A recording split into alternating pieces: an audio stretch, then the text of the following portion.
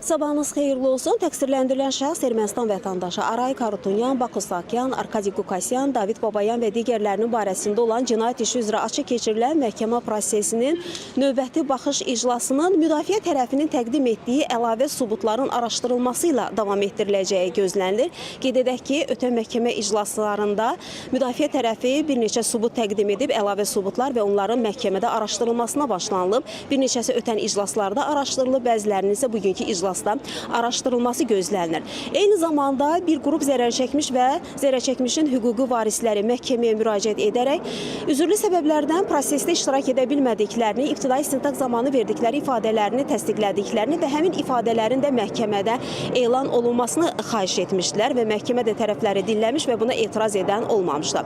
Ümumiyyətlə qeyd edək ki, bu cinayət işi üzrə 531 mindən çox zərərçəkmiş və zərərçəkmişin hüquqi varisləri bu iş üzrə keçirlər. Onların görüntülərdən də göründüyü kimi hər iclaslarda bir qrup zərər çəkmiş məhkəmə prosesində əyləşir, zərər çəkmiş qismində. Eyni zamanda onlar bundan əvvəlki iclaslarda da ifadələr veriblər. Hansı şəraitdə zərər çəkdikləri barədə məhkəmədə ifadələrində qeyd ediblər.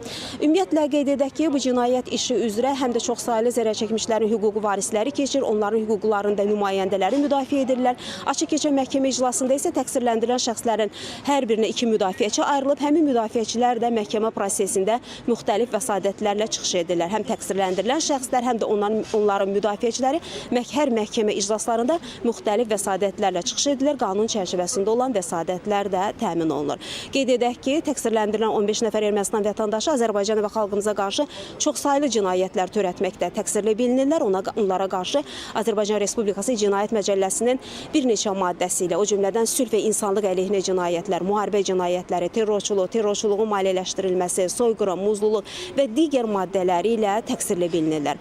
Açıq keçən məhkəmə iclası ilə bağlı biz xəbərlərin növbəti buraxılışında daha geniş məlumatları tamaşaçıların diqqətinə çatdırmağa çalışacağıq. Hələlik isə göründüyü kimi hazırlıq prosesi aparılır. Bir neçə dəqiqə bundan əvvəl təqsirləndirilən 15 nəfər də prosesin keçirildiyi Bakı məhkəmə kompleksinə gətirildi. Bizim bu saata çatdıracaqlarımız bu qədər deyərək sözü yenidən mərkəzə, studiyaya ötürürük.